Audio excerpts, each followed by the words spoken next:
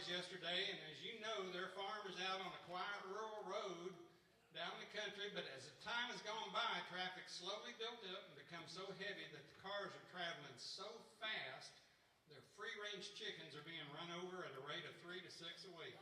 So Arley called the county sheriff to complain. He said, "You got to do something about all these people driving so fast and killing all my chickens." Sheriff asked him what he wanted him to do, so Arley told him, "I don't care, just do something about these crazy drivers." So the next day, Sheriff asked the county commissioners to erect a sign that said, "Caution, free-range livestock." Now, 3 days later, Arley called the sheriff again and said, "Nothing's changed. Free-range livestock sign seems to make them go even faster." So they put up a new sign that said, "Deer crossing." And that really sped them up, and so Arley called and said, "Your signs don't seem to be much good, so can I put up my own sign?" Now, I guess in order to get Arley off his back, Sheriff told him, "Yeah, sure, go ahead and put it up." So I asked Arley if he put his sign up, and did it work? Arley said, "Yep, sure did. All the cars slowed down, and not one chicken's been killed since I put it up." And he took me out to the edge of the road, and I looked at the sign, we all started laughing. It said, "Nudist colony, slow down and watch for chicks."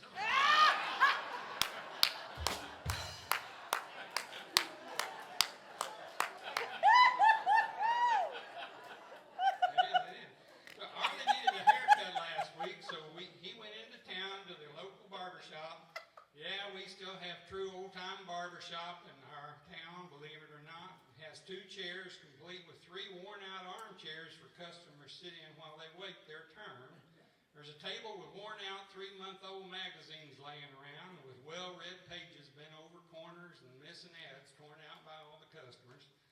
And while Arley was there, he said a weathered old cowboy walked in, and he told the barber he couldn't get all these whiskers off his face anymore. He said, "My face too wrinkled from years of being out in the sun. Can you do anything to help me?" The barber said, "Sure, have a seat," and reached over and picked up a little wooden ball from a cup in the shelf. And as the barber started honing the edge of the straight razor on that leather strap, he told the old cowboy, "Put this in your mouth, and when I tell you, use your tongue to press it up against your cheek from the inside. That'll spread out the skin." And after the barber had finished his shave, the old cowboy rubbed his face and chin and said, "Wow, they're really whisker-free." He smiled and told the barber that was the cleanest shave he'd had in years, and he paused for a minute and then said, "I do have one question, though. What would happen if I had accidentally swallowed that little ball?" The barber said, "Oh, that does happen every now and then. Everything comes out in the end. You have just brought it back in a few days like everybody else has."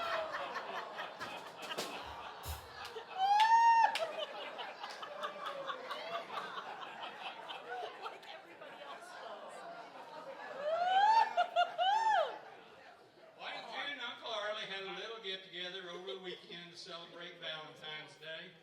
They had the whole family over, so it was a huge gathering. After everyone left, they started putting things away and started reminiscing about how things were so different when they first got married. Aunt June picked up one of their wedding photos that always sits on the mantle and said, "You were so handsome back then," with a beautiful full head of hair. And she looked over at Arley and rubbed his now nearly bald head. Yeah, and then she said, "But I do think a man looks more distinguished when he's bald." Well, Arlie looked at the picture and said, "Well, you were quite a looker back then, too. You had a Coke bottle figure." Well, Aunt June waited for him to say a little bit more, like the compliment she had just given him, but he didn't say anything. Nothing else, and in typical fashion of Aunt June, she glared at him, waiting for him to say a little more. Arlie just stood there with a blank stare, still didn't say anything else. And finally, she put the old photo back up on the mantle and turned and glared at Arlie square in the eyes and growled. She said, "You could have said, I still have a Coke bottle figure. It's just a 2-liter bottle now."